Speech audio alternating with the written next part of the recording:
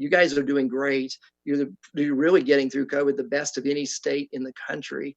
Keep doing what you're doing. Keep your chin. You've got a lot of tailwinds in your economy and very few headwinds. So with that, I'll stop, Jody, and see if anything we want to talk about.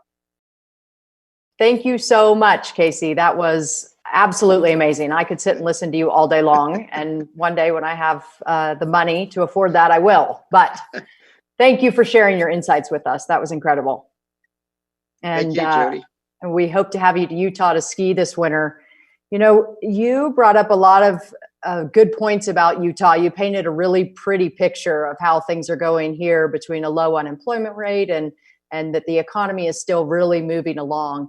Are there any factors that you see that we should be looking at kind of moving forward into 2021 that could be reflective of something not being as pretty of a picture, or are we moving in the right direction?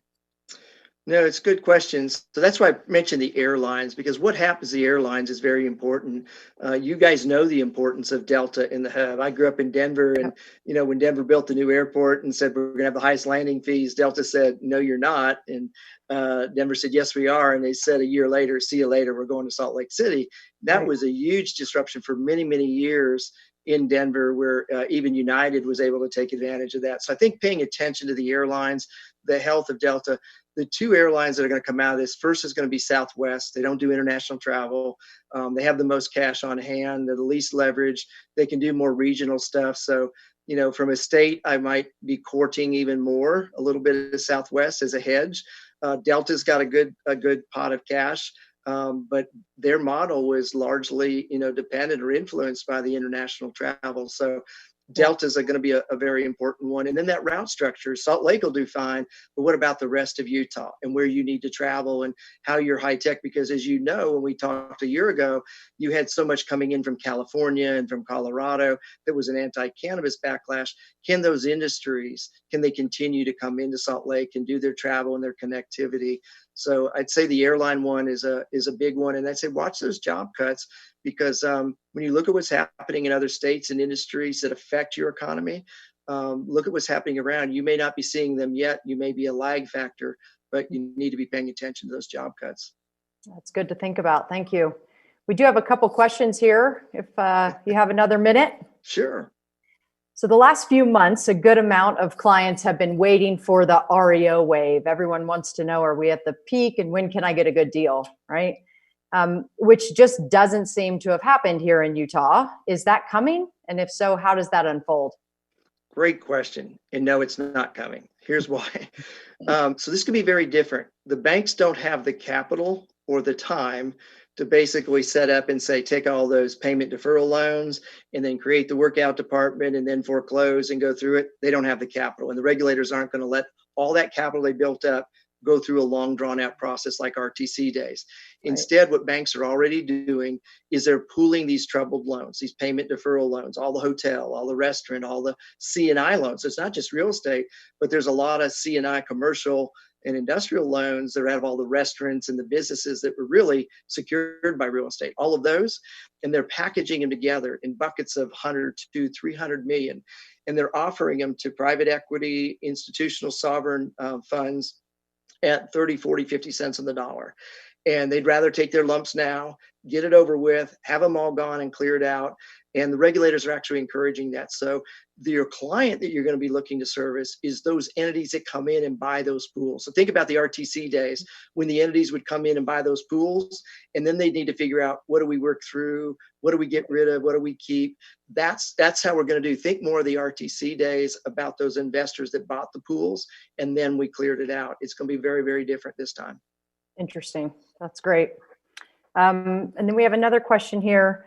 Love that you see value in the suburban office. Salt Lake doesn't seem to have seen large vacancy increases in the office market yet. Is that coming, or is this market somehow different? I think it is a little bit different. So even though you do have some high-rise buildings, you're not like a lot of markets. You're not LA, San Francisco, New York, Chicago, even Atlanta. So it is a different model. And a lot of them that you have a lot of financial service activities in those buildings.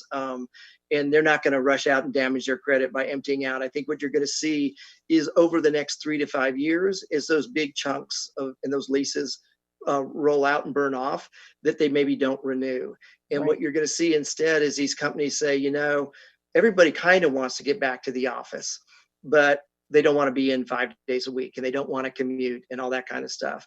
And so maybe they want to find an option that gives them 2 days a week in, and that's a suburban model. That's like that old suburban 80s vintage office business park that worked through well. Yep. I'm seeing a lot of branch banks being acquired or subleased by office and telemedicine companies that are saying, we can put a team in there, and we can put 5 or 6 of those around the city where our employees work, and they can go in and have meetings and meet with clients.